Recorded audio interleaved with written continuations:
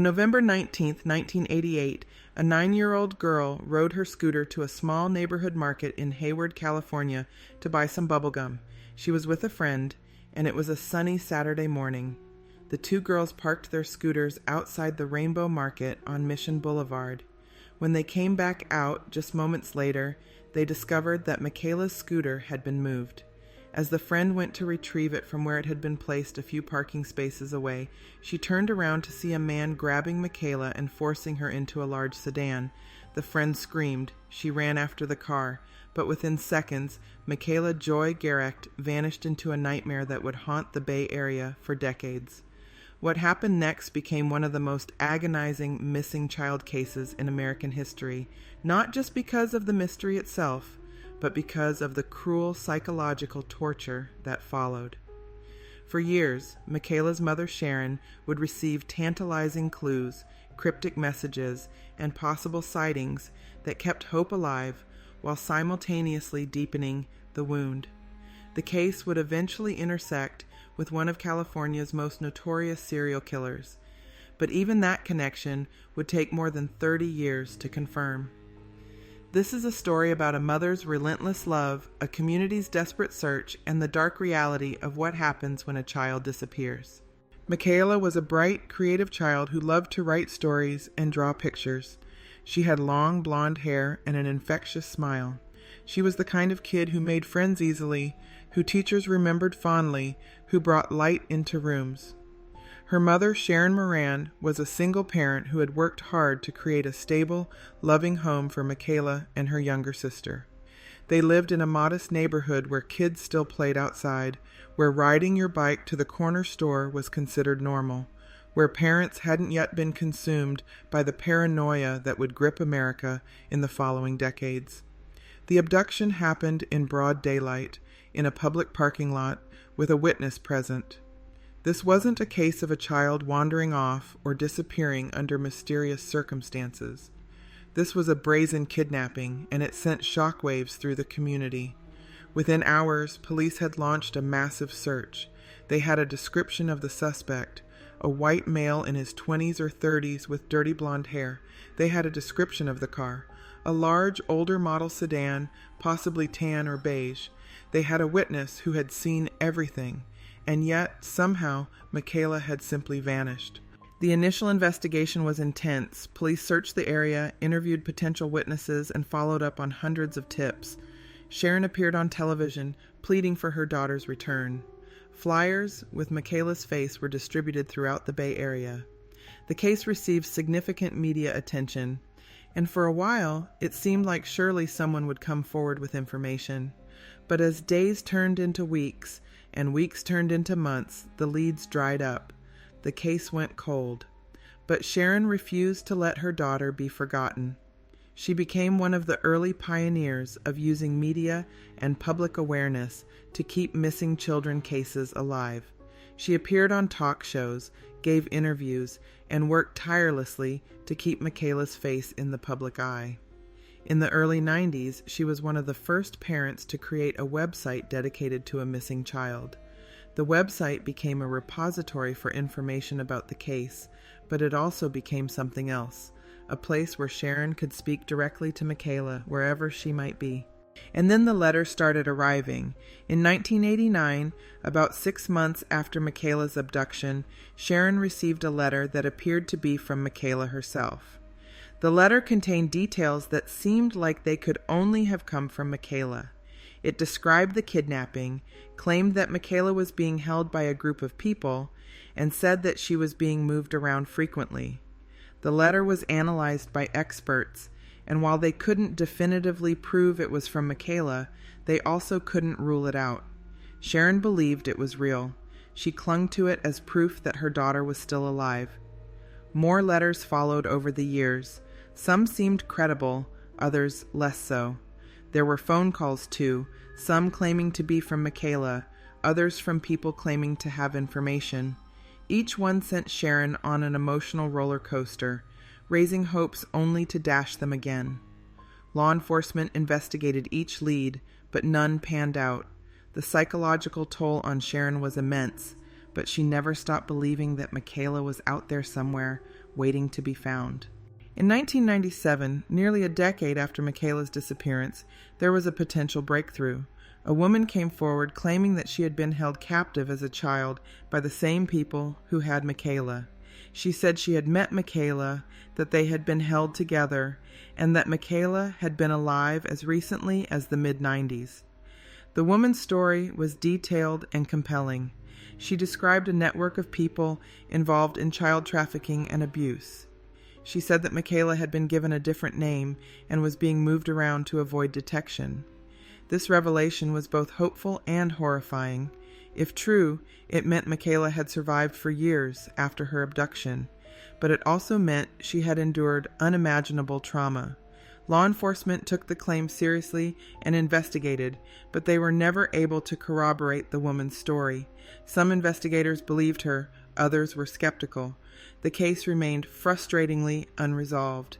Throughout the 90s and 2000s, there were periodic sightings of young women who resembled Michaela. Sharon would travel to investigate these sightings personally, showing up in different cities with photos of her daughter, desperately hoping for recognition. Each time, it turned out to be someone else. The emotional whiplash of these false leads was devastating, but Sharon never gave up. She continued to update her website, continued to speak publicly about the case, and continued to believe that one day she would see her daughter again. The case took a dramatic turn in 2020, more than 3 decades after Michaela's abduction. Police announced that they had identified a suspect, David Emery Misch, a convicted murderer who was already serving time for killing a woman in 1989. Misch had been on law enforcement's radar for years in connection with several unsolved cases from the 80s. He had a history of violence, particularly against women and girls. He had lived in the Hayward area at the time of Michaela's abduction, and crucially, witnesses had placed him near the Rainbow Market around the time of the kidnapping.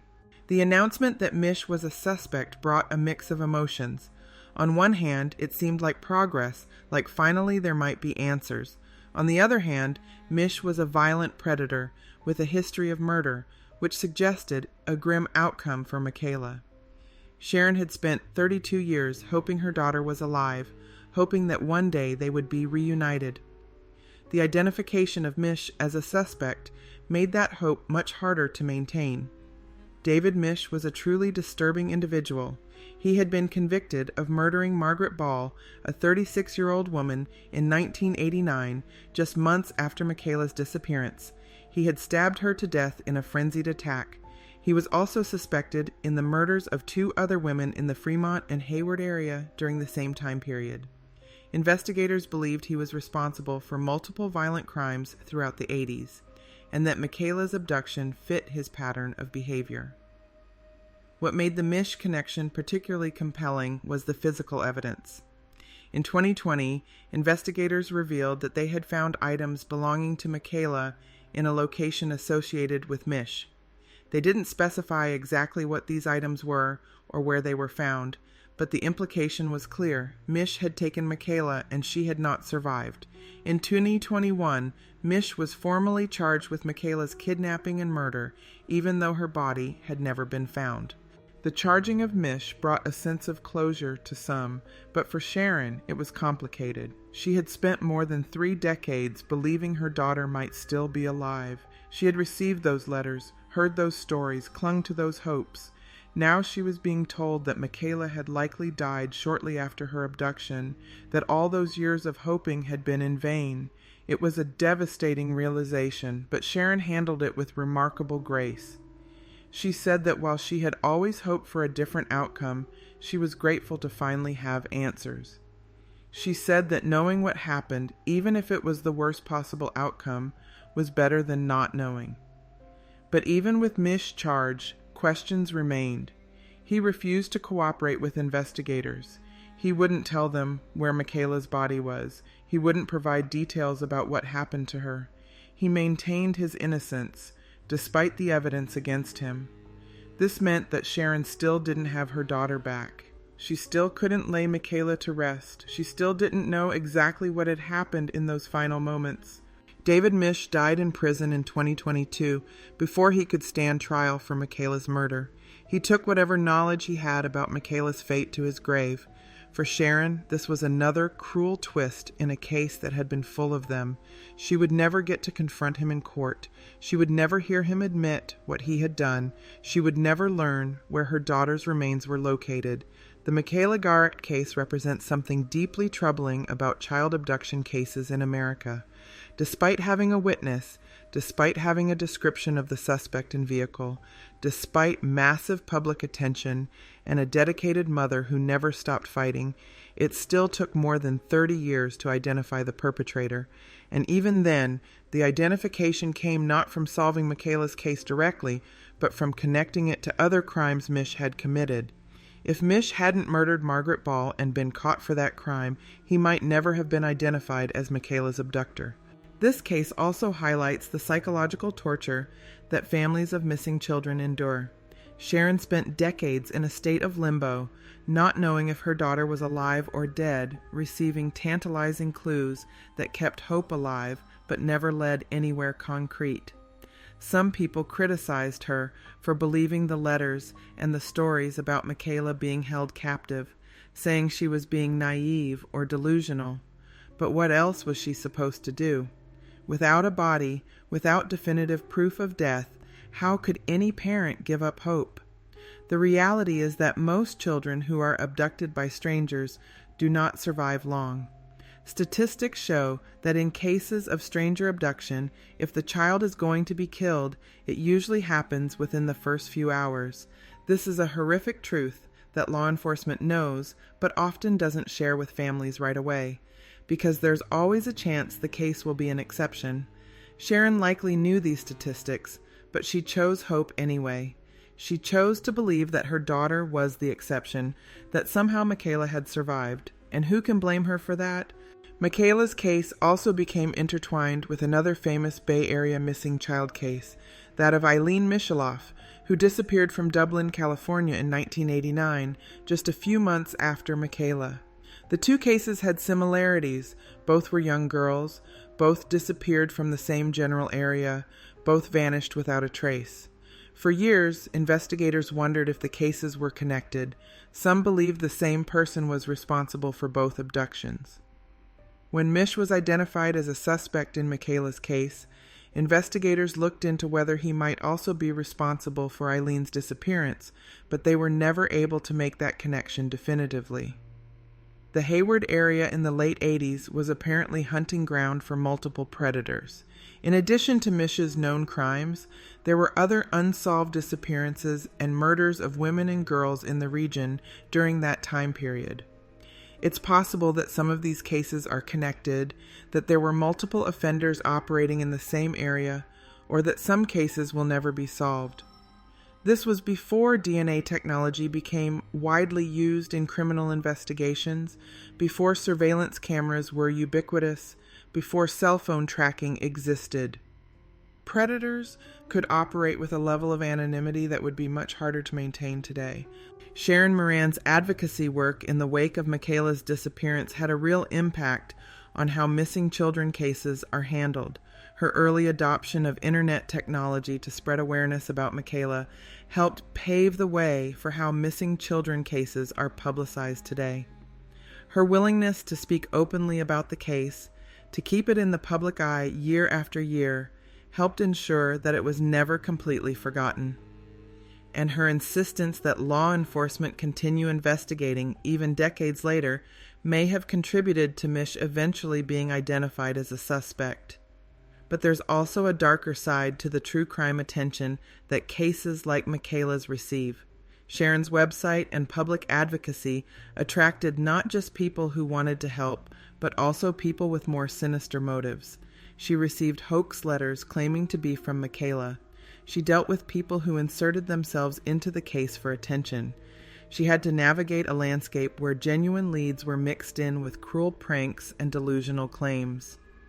This is a reality that many families of missing children face, and it adds another layer of trauma to an already unbearable situation. The question of what actually happened to Michaela in those moments after she was forced into that car will likely never be fully answered. Mish is dead, and he never confessed. Michaela's body has never been found. The physical evidence that led to Mish being charged has not been made fully public. We know that a predator took a little girl from a parking lot on a sunny Saturday morning, and that little girl never came home. We know that her mother spent the rest of her life fighting for answers. We know that justice, such as it is, came far too late. Sharon Moran continues to advocate for missing children and their families. She has said that while she believes Michaela is gone, she will never stop hoping for the impossible. She will never stop wanting her daughter back. She maintains Michaela's website as a memorial and as a resource for other families going through similar ordeals. She has turned her grief into purpose, her loss into advocacy, her pain into something that might help others. The legacy of Michaela Joy Garecht is complicated. She was a real child with a real life, with dreams and talents and people who loved her. But she has also become a symbol, a face on a missing child poster, a cautionary tale, a cold case that finally got solved. Her story is a reminder of the vulnerability of children, the persistence of evil, and the enduring power of a mother's love. It's a story without a happy ending, but it's also a story about refusing to give up, about fighting for truth, even when the truth is painful, about keeping someone's memory alive, even when they're gone. Michaela would be in her mid-40s now if she had lived. She might have had a career, a family of her own, a full life. Instead, her life was cut short by a violent predator who saw her as an object to be taken rather than a person to be valued. David Mish stole not just Michaela's life, but all the years she should have had, all the experiences she should have enjoyed, all the love she should have given and received. He stole a daughter from her mother, a sister from her sibling, a friend from her classmates, and even in death, he maintained his cruelty by refusing to reveal where he had left her. The Michaela Garecht case reminds us that closure is often incomplete, that answers don't always bring peace, and that some wounds never fully heal. Sharon got her answer about who took her daughter, but she didn't get her daughter back. She got confirmation of what she probably knew deep down but couldn't bear to accept. That Michaela died a long time ago, that all those years of hoping were spent chasing a ghost. But those years weren't wasted, because hope is what kept Sharon going, what gave her the strength to keep fighting, what made her into an advocate who has helped countless other families. In the end, Michaela's story is about more than just a crime. It's about the ripple effects of violence, the resilience of the human spirit, and the complicated nature of hope. It's about a mother who refused to forget, a community that rallied around a family in crisis, and a little girl who deserved so much better than what she got. It's a story that needed to be told, not because it has a satisfying conclusion, but because Michaela Joy Garecht was here, she mattered, and she should be remembered not just as a victim, but as a person who was loved. That's all for today. Thanks for hanging out. Don't forget to subscribe and be kind to each other.